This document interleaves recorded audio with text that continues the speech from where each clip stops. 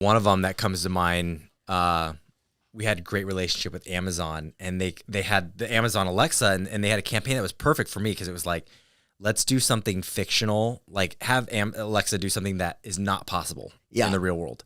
And so we pitched them this idea of like, what if the Alexa, you could say like, take me on my vacation or my underwater diving experience, and the room would like, all of a sudden water would just start flooding up, and it would be an aquarium. Sick. Wow, you pulled that up fast. That was quick. So you can see here, I'm saying something like, Alexa, start my vacation routine or something. Incredible. And then it floods. But the way we did it, the reason it was so fun is because when I was pitching it to Amazon, I was like, they were like, how are you going to do it? And we're like, well, we're going to flood a room. And they're like, oh, can't you like green screen it so it's a little easier? And we tested that.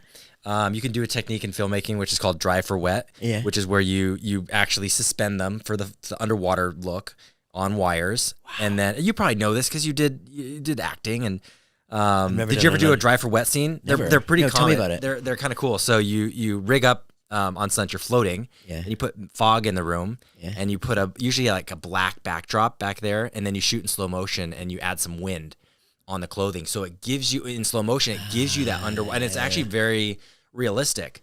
But we tested it, and there's other thing, like it doesn't, like, it's hard. You have to do lighting to get the ripple effects too. Yeah. All of the little things, like you'd have to put all, like you'll notice the fabric here is all lifting up because of physics and underwater, but you'd have to have that on string and timing, probably like 15 different people puppeting things. So we just thought that's complicated. Little did we know we went to go shoot it for real, and that's also complicated. But so you fill the room here.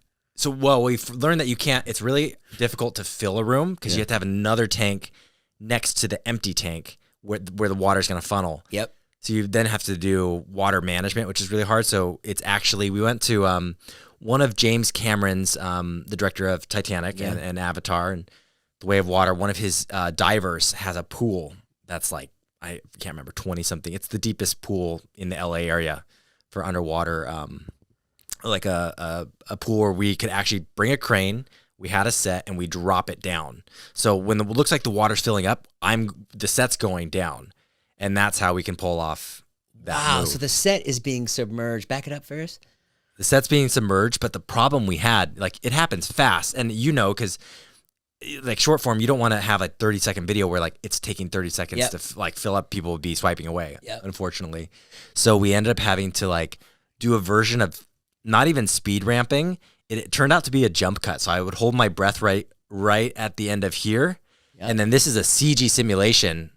And we use the real reference, and then the jump cut continues. Yep. So it was like, it turned out to be like a 2-minute breath hold because the set wouldn't go down fast enough for us. It was like, it got pockets of air underneath, which we kind of knew was going to happen, but then it would start leaning if there was too much air and then scrape the side of the diving pool.